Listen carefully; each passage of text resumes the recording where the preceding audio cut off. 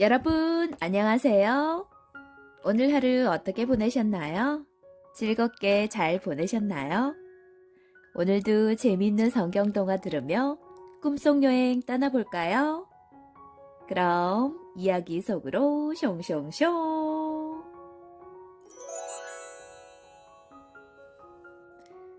열 가지 재앙. 드디어 하느님이 일하실 때가 왔어. 하느님이 모세에게 말씀하셨지. 내일 아침 바로가 물 있는 곳으로 나올 것이다. 너는 나일 강가에 서서 그를 맞아라. 내 지팡이로 나일강을 치면 강물이 피로 변할 것이다. 또 내 지팡이를 연못과 호수 위에 내밀면 그것이 피가 될 것이다. 애굽의 온 땅과 나무 그릇과 돌 그릇 안에 모두 피가 있을 것이다. 다음날 아침 모세와 아론은 나일 강가로 갔어. 정말로 바로가 신하들과 함께 강가로 나왔지. 모세와 아론은 하느님이 명령하신 대로 지팡이를 들어 나일 강을 쳤단다. 그러자 나일 강물이 다 피로 변해버렸어. 바로와 신하들은 깜짝 놀랐어. 하지만 그것도 잠시뿐. 곧 바로의 마술사도 물을 피로 바꾸는 요술을 부렸지. 내가 눈 하나 깜짝할 줄 아느냐? 바로는 콧방귀를 뀌며 궁으로 돌아갔어. 사람들은 마실 물을 구하기 위해 우물을 파고 깊은 산속을 헤매다니며 갖은 애를 썼지만 바로는 아예 모른 척했단다. 일주일 뒤 모세는 다시 바로를 만나 하나님의 말씀을 전했지. 우리 백성을 보내주십시오. 만약 그렇지 않으면 하느님께서 이 땅을 개구리로 뒤덮겠다고 말씀하셨습니다. 그게 뭐 어떻다고? 개구리는 우리가 예로부터 섬겨온 농사의 신이다. 개구리가 이 땅을 뒤덮겠다면 그거야말로 축복이지. 바로는 어깃장을 놓았단다. 이번에는 아론이 애굽의 물 위에 팔을 내밀었어. 그랬더니 강가에서 개구리들이 올라오기 시작했단다. 개구리들은 새까맣게 강둑을 덮고는 집 안으로 뛰어 올라왔어. 밥상에도 이불 속에도 개구리가 버글버글했지. 보다 못한 바로가 모세와 아론을 불러들였어. 제발 너희 주께 기도하여 이 개구리들을 쫓아내 주어라. 그러면 너희 백성을 보내주겠다. 그러겠습니다. 내일 당신은 주 우리 하느님과 같은 분이 없다는 사실을 알게 되실 것입니다. 모세가 하느님께 기도하자 개구리들은 모두 마당으로 모여들더니 그 자리에서 죽어버렸어. 온 땅에 개구리 썩은 냄새가 코를 찔렀지. 놀라운 하느님의 능력이었어. 하느님은 약속하신 대로 개구리를 없애주셨는데 바로는 어떨까? 하느님과의 약속을 지킬까? 다음날 다시 자신을 찾아온 모세에게 바로는 아주 의기양양하게 말했단다. 내가 언제 너희들을 내보내겠다고 했느냐?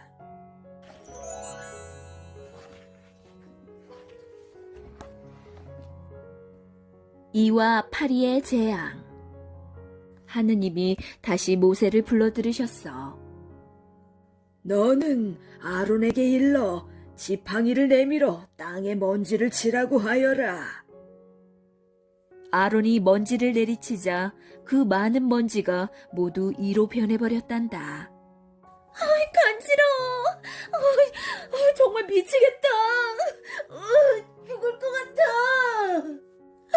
간지러워.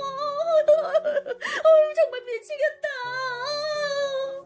여기에서도 벅벅, 저기에서도 벅벅.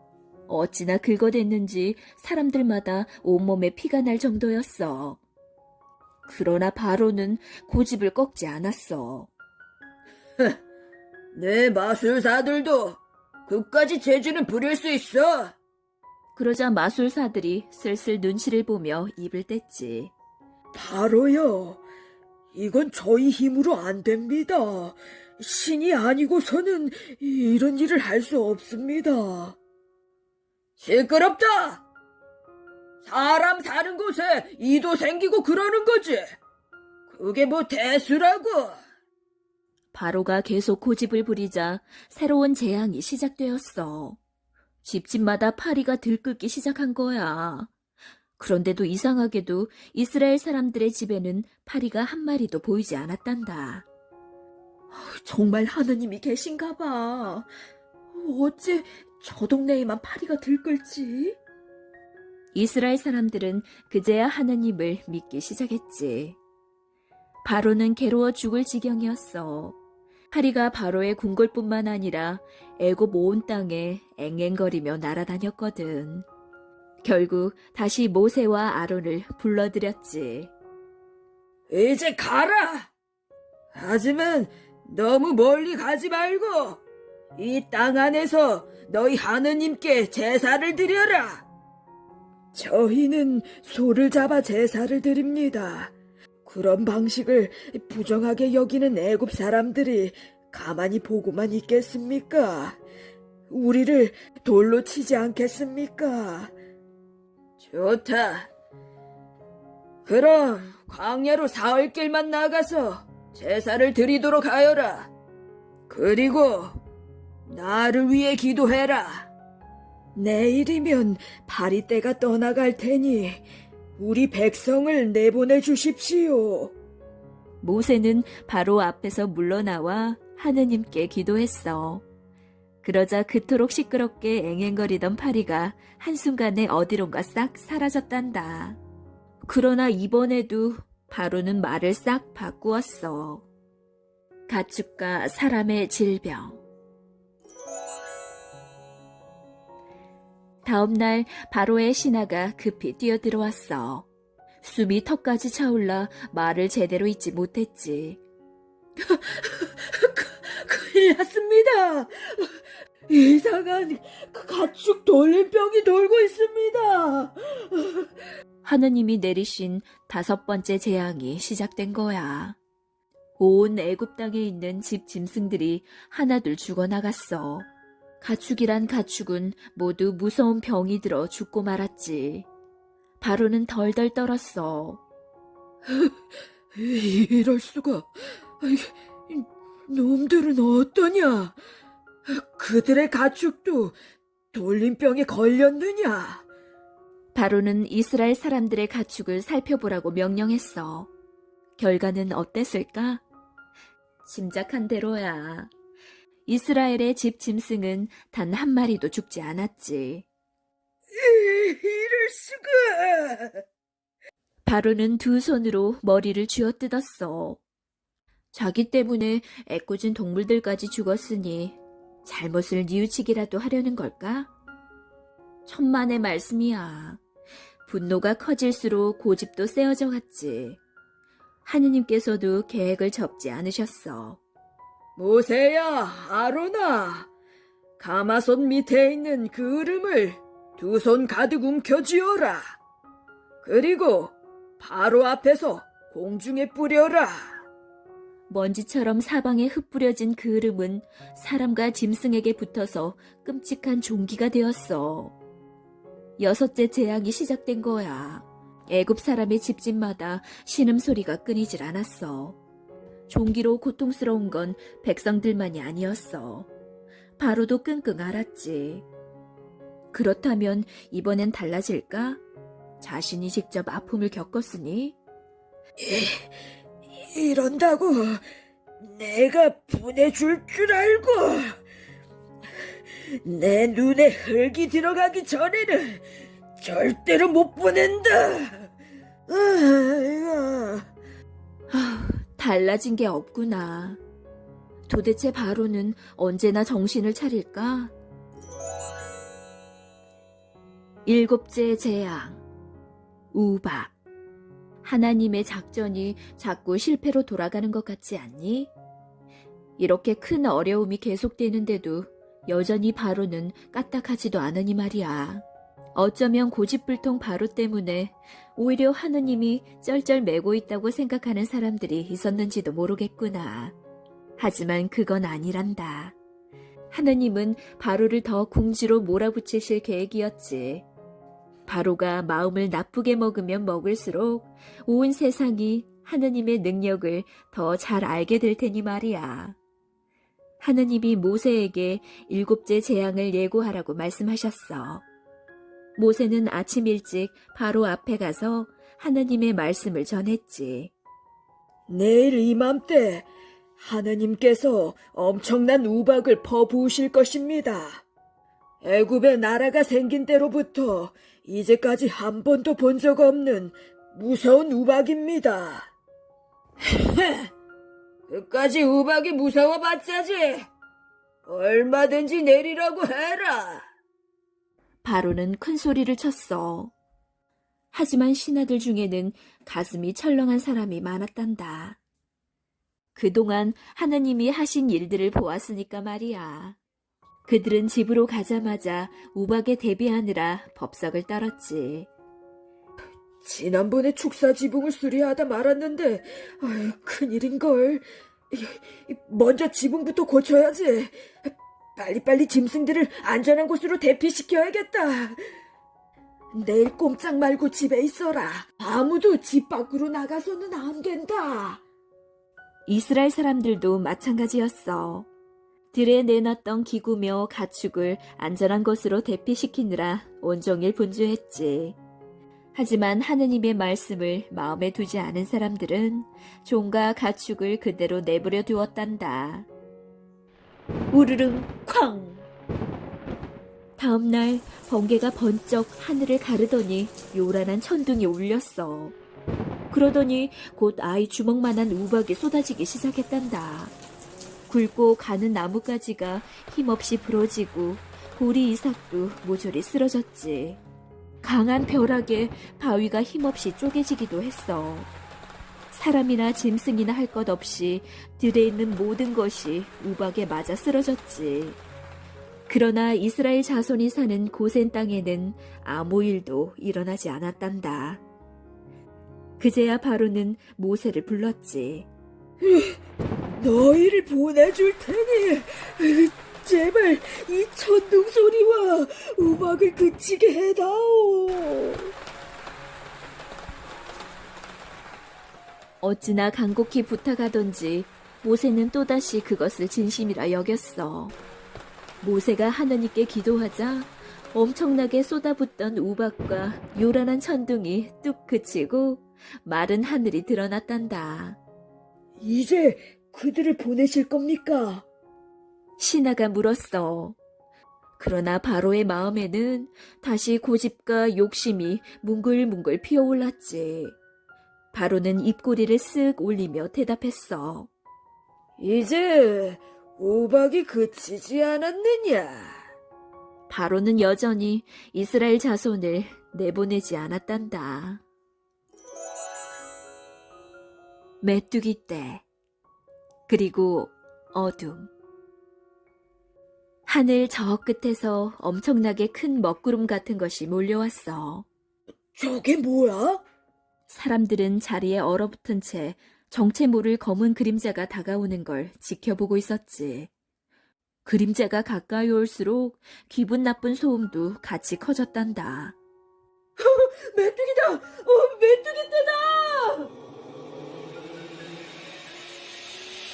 사람들은 겁에 질린 채 뒷걸음질을 쳤어. 메뚜기 떼는 자욱한 검은 안개처럼 몰려오더니 이내 애굽 온 땅을 뒤덮었단다. 사각사각 사각사각. 우박을 맞아 갈갈이 찢긴 풀잎이며 나뭇잎들은 메뚜기의 먹이가 되어 흔적도 없이 사라졌지. 온 땅은 초록 풀잎 하나 없는 마른 민낯을 천하에 드러내고 말았어. 사실 이 재앙이 예고되었을 때 바로의 신하들은 이스라엘 백성을 내보내자고 입을 모았어. 저들이 뭐라고 그렇게 안 보내십니까?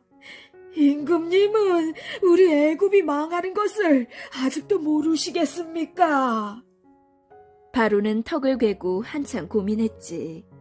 고민 끝에 내놓은 제안은 이거야.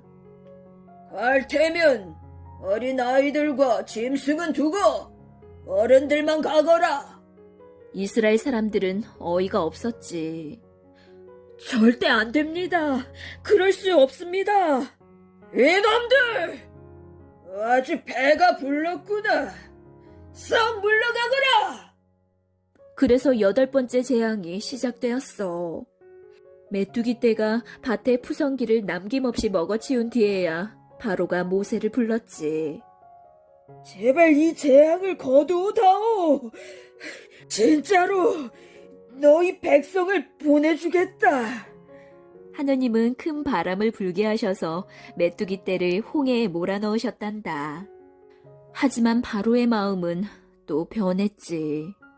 도무지 이해할 수 없는 바로의 태도에 신하들조차도 혀를 끌끌 찼단다. 이번엔 온 세상이 캄캄해졌어. 한 치 앞도 볼 수 없는 칠흑 같은 어둠이 사흘이나 계속되었지. 태양의 신이시여, 빛을 내리소서. 애굽의 마술사들은 자기들이 섬기는 태양신에게 빌고 또 빌었어. 하지만 태양은 꿈쩍하지 않았지. 태양 또한 하느님이 만든 한낱 피조물일 뿐인데 움직일 리 없지. 참다 못한 바로가 한 발짝 양보한다는 듯 말했어. 아이들도 데리고 가라. 하지만 양과 소는 안 된다. 얼핏 보면 인심이라도 쓰는 줄 알았을 거야. 하지만 이스라엘 사람들은 그 얕은 수에 넘어가지 않았지. 6월절. 하느님이 모세에게 말씀하셨어. 이제 이 마지막 재앙을 내리고 나면 너희는 마침내 애굽을 떠나게 될 것이다. 애굽 사람들이 금은 보석을 쥐어주면서 제발 나가만 달라고 애원할 것이다. 마지막 재앙은 이 땅의 모든 마지가 죽는 재앙이었어. 두려워 덜덜 떠는 이스라엘 사람들에게 하느님은 이 재앙을 피할 수 있는 한 가지 방법을 알려주셨단다. 양을 잡아 그 피를 집의 문 임방과 양쪽 문 설주에 칠해 두어라. 그리고 잡은 양은 불에 구워서 누룩을 넣지 않은 딱딱한 빵과 쓴 나물과 함께 먹어라. 금방이라도 떠날 수 있도록 채비를 갖추고 음식을 먹으라는 뜻이었지. 이스라엘 사람들은 모두 양을 잡아 문설주와 임방에 그 피를 바르고는 음식을 먹었단다. 이 집 저 집에 통곡 소리가 터져 나왔어. 집집마다 마다들과 짐승의 첫 새끼가 죽어버린 거야. 온 나라가 발칵 뒤집혔단다. 하지만 양의 피를 칠한 집에서는 아무도 죽지 않았지. 애굽 사람이라도 양의 피를 문 임방에 칠한 집에서는 마지가 죽지 않았단다. 바로의 궁은 어땠을까? 물론 바로는 하느님의 말씀을 무시했지. 그래서 첫째 왕자가 죽고 말았단다. 바로는 자식을 잃은 슬픔에 주먹으로 가슴을 치며 울었어. 결국 한밤중에 모세와 아론을 불러 말했지. 당장 떠나거라. 양이고 소고 다 가져가라. 그 밤에 이스라엘 사람들은 모두 애굽을 떠났단다. 하느님이 말씀하신 대로 애굽 사람들은 금, 은, 보석, 옷가지들을 챙겨주며 이스라엘 사람들을 떠나보냈어. 제발 떠나시오. 제발. 그리고 다신 돌아오지 마시오. 이스라엘 사람들은 채 굽지 못한 빵 반죽을 들고 서둘러 길을 떠났어. 하느님이 말씀하셨어.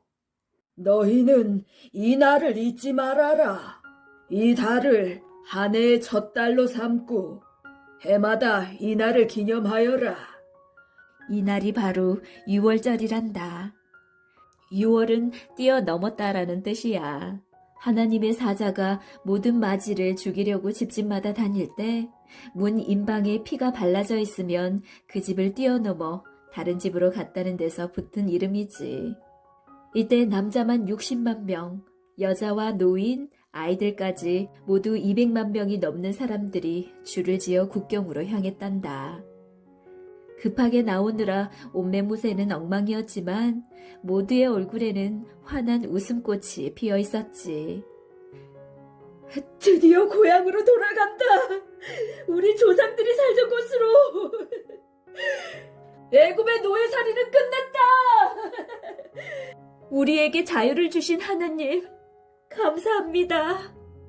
사람들은 기뻐하며 하느님을 찬양했단다. 요셉 때 애굽으로 이사간 지 무려 430년 만의 일이었어. 홍해를 건너다. 이스라엘 사람들은 광야로 들어섰어. 아침이 되자 광야에는 강한 햇볕이 내리쬐었지. 광야는 낮엔 몹시 덥고 밤엔 몹시 추운 곳이란다. 하나님은 이 햇볕을 막아주기 위해 구름을 보내셨어. 짙은 구름이 기둥처럼 생겨나 이스라엘 백성 위를 덮어주었지. 저 구름이 없었으면 어쩔 뻔했어. 시원하다. 이스라엘 사람들은 구름 기둥을 주신 하나님께 감사의 기도를 드렸어. 밤이 되자 이번에는 불기둥이 솟아올랐어. 불기둥이 이스라엘 백성을 보호하듯 감싸주었지. 이 구름 기둥과 불기둥은 길을 안내하는 역할도 했어. 이스라엘 백성은 낮에는 구름 기둥, 밤에는 불기둥을 따라 낯설고 먼 길을 이동했지. 며칠이 지났을까? 이스라엘 백성은 홍해 앞에 다다랐어. 어쩌지? 넘실거리는 바다가 백성의 앞을 가로막은 거야. 이스라엘 사람들이 광야를 헤매다가 홍해 앞에서 멈춰섰다고 합니다. 이 소식을 들은 바로는 당장 군대를 불러 모았단다. 내가 어쩌자고 아까운 노예들을 놓아보냈을까? 또다시 후회하는 중이었거든. 당장 그들을 뒤쫓아가서 데리고 오너라! 바로는 특수전차 600대로 구성된 정예부대와 다른 전차부대를 모두 이끌고 출동했어. 부대는 이스라엘 백성을 금세 턱 밑까지 따라왔지. 이스라엘 백성은 발을 동동 굴렀단다. 하지만 어디로 도망칠 수도 없었지. 앞은 바다, 뒤는 애굽 군대라니. 이렇게 되자 그들의 원망 섞인 눈과 가시 돋친 말이 모두 모세를 향했어. 이게 뭐요? 애굽에 묘자리가 없어서 우리를 이 광야로 끌어내어 죽이려 한 것이요? 도대체 왜 우리를 이리로 데려왔어? 차라리 애굽에 남아 종살이를 하는 것이 나았을 거요. 금방이라도 모세에게 돌을 던질 기세였지. 하지만 모세는 겁먹지 않았단다. 백성을 홍해로 인도하신 분이 하나님이신 걸 알고 있었거든. 하느님은 이곳에서 하나님의 영광이 온 천하에 드러나게 될 거라고 말씀하셨단다. 모세가 사람들을 진정시키며 말했어. 두려워하지 말고 기다리기만 하십시오. 주님이 우리를 어떻게 구원하시는지 똑똑히 지켜보게 될 겁니다. 도대체 뭘 기다리라는 거요? 이해할 수 없는 소리를 듣는 동안 애국 군대의 말바꾸 소리는 점점 더 가까워졌어. 사람들의 입이 바삭바삭 타들어갔지. 그때 모세가 하나님의 명령에 따라 바다를 향해 팔을 뻗었단다. 뭐 하는 거야?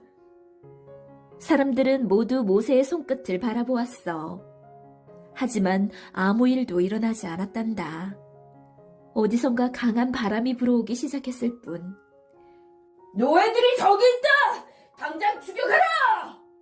애국 군대의 외침이 더 크게 들렸어. 말발굽 소리도 더 세차졌지.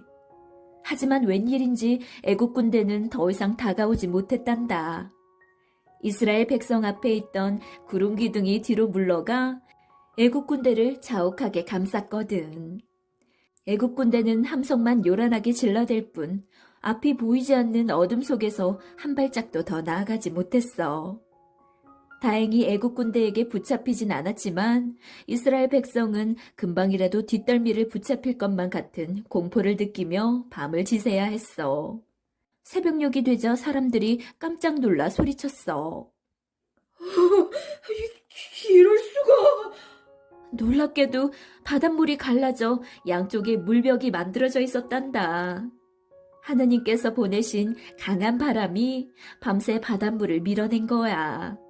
물벽이 아슬아슬하게 찰랑거리는 사이로 거짓말처럼 마른 땅이 드러났지. 이스라엘 백성은 마른 땅을 밟고 안전하게 홍해를 건너기 시작했단다. 사람들은 눈앞에서 벌어지는 일을 보면서도 믿을 수가 없었어. 하지만 놀라고 있을 수만은 없는 일.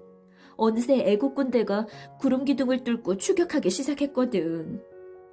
빨리, 더 빨리 가자. 사람들은 서로서로 도와가며 바다를 건넜어. 그런데 이상하기도 하지. 노인과 아이, 양떼와 소떼까지 끌고 가야 하니 아무리 속도를 내봐도 느리기만 한 이스라엘 사람들을 애굽의 정예부대와 훈련된 군마들이 따라잡지 못하는 거야. 가만히 보니 웬일인지 말들은 무엇에 놀란 것처럼 제자리에서 공중뛰기만 하고 있고 전차는 바퀴가 빠져 앞으로 달리지 못하고 있었던 거야. 이건 분명히 저들의 하느님이 우리랑 싸우시는 겁니다. 그냥 돌아갑시다. 애굽 군대에서 외치는 소리가 들려왔어. 하지만 바로는 여전히 고집을 꺾지 않았지. 고꾸라지며 넘어지며 끝내 애국 군대도 모두 바닷길로 들어섰어.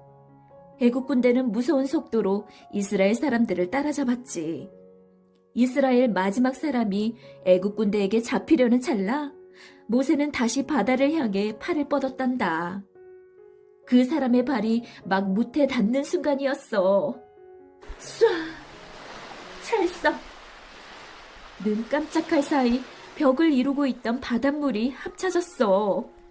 바다를 건너던 애굽 군대는 그대로 몽땅 물속에 빠지고 말았지. 이스라엘 백성은 서로 얼싸안고 감격의 눈물을 흘렸어. 다 같이 한 목소리로 기뻐하며 하나님을 찬양했지. 정말 하나님이 우리를 구원하셨구나. 하나님, 감사합니다. 말과 소와 양들도 기쁨을 나누는 듯 폴짝거리며 뛰고 있었어. 모세는 그 모습을 흐뭇하게 바라보았지.